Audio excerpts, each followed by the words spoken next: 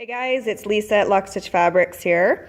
Today we're finally getting some snow, which for November in Thunder Bay is pretty crazy. I mean, the last few days have been rain. We never get rain in November in Thunder Bay. It is like, usually we're trick-or-treating in snow.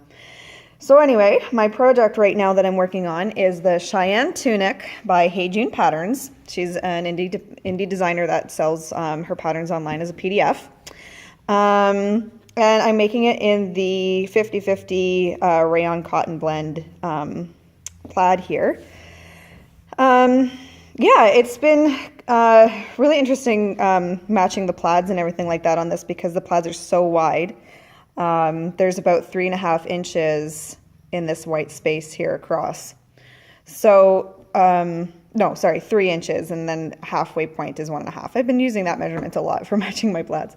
So, yeah, I'm really looking forward to it. It is so nice and flowy. It's going to drape super well. One challenging thing about this fabric is because the plaid is so wide, you always want to, even not just on this fabric, but one of the challenging things about matching plaids in general is that when you are, for example, you have a pattern piece where it says cut one, unfold.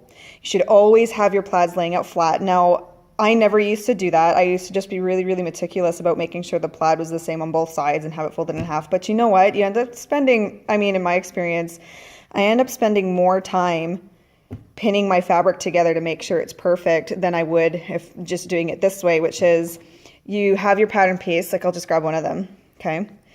Pardon my messy writing, I'm atrocious.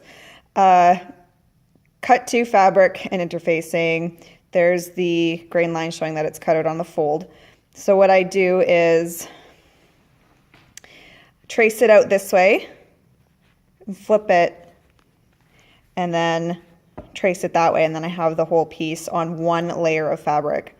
To do that, I have this, I use chalk like this.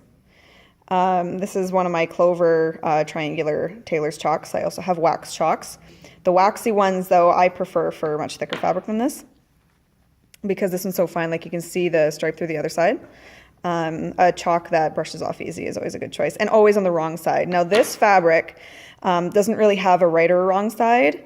One side is slightly more, slightly more fuzzy, and you really have to look really close to really like catch it. So I decided that was the wrong side, but really you could use either side as the wrong or right side. Certain pieces I've had to interface, and I went with, like for example, this one you only have to interface the 1/2, then you fold it over to make the cuff. I chose one of my lightest interfacings with this fabric because I felt that if it was too stiff, it wouldn't retain its the nice flowy quality that it has, and I didn't want certain features to be like too stiff. So I'm really looking forward to it. You can look this pattern up online to see what other people have made. I've only printed off on this one just the instructions on this paper. I went to a local copy shop to have them printed off in the large format. So, and then I traced out my size onto the much easier to work with, the Swedish tracing paper. Yeah, so my next task, now that's all cut out and the interfacing's applied and whatever, I'm gonna go back and do my pattern markings like with tailor's tacks and things like that. So for button placement, pocket placement, stuff like that, because the chalk does brush off, I like doing a little bit more permanent markings like with tailor's tacks and things like that. And one of these days I shall do an instructional video on how to do that. In the meantime, it's one of those things that with my students, I like to show them how to do it, even if they're a beginner, because then they start learning the process right away. It took me a long time before I'm like, you know what? I'm sick of marking with pins. They fall out and they don't work as well. So tailor's tacks are where it's at. So this is one of the newest things that I've brought in. These are I love this line. I knew when it came out before I was even going to open the store. I saw it, you know, coming soon from Birch Fabrics, and I saw this line. I'm just like, oh my God. So anyway, this is super adorable. I really love the colors in it. It is 100% organic cotton, and it is an interlock. It's 45 inches wide. That's 115 centimeters. So you can see with an interlock, it's, if you're familiar with knitting terms, I don't know if you can see on the camera, but it's knit stitches on both sides. So unlike a jersey, it doesn't roll as much on the edges. It's very stable. It's a lot easier to work with. Oop, I just fell on my butt. It's a lot easier to work with than a jersey for beginners because it doesn't have the spandex in it. It's 100% cotton, so it does have stretch. It's a two-way stretch though. So personally, I probably wouldn't use it for things like really tight leggings or anything like that. But yeah, t-shirts, pajamas, well, pretty much anything that you'd want to make with a knit, really. So that's that line, and that's the newest fabric that I've brought in. And then I have the newest October, and I'm probably pronouncing that word wrong. October is a magazine out of Finland. They specialize in like contemporary Scandinavian designs for kids.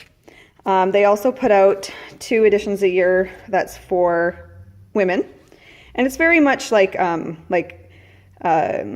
geared towards moms, you know, like very comfy, casual, but at the same time chic styles. So we've got the Winter 6 edition,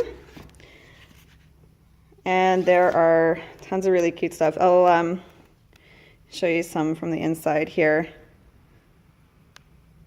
I'm short, so I'm sorry the angle's really bad. One day I'll have a much more professional setup for doing these videos for you guys. So that's just the first half of the magazine. That's the front cover, and then they always have a reverse too. It shows the other designs. So yeah, that's a couple updates from me. You know, winter's here. It is officially Christmas crafting season. So I don't know how many of you guys have already started your Christmas crafting, but for me, it's definitely like, holy moly, let's get on it. I have so much stuff to do for myself as well. Stuff for the store. And yeah, so lots to do. I don't know about you guys, but this time of year, my hands are always busy. Always, always, always busy, which is a good thing because the days are shorter. And I don't know about you guys, but I get pretty depressed when the days get short. So having my hands busy is always a good thing. Keeps your mind off things that, you know, are less than pleasant. Anyhow, today's a PA day. My boy is in the store and he needs my attention. So yeah, it's calling for blizzard too, so we'll see how thick this layer of snow gets by tomorrow. Anyhow, see you guys later at 8 minutes. I'll talk to you again soon. Bye.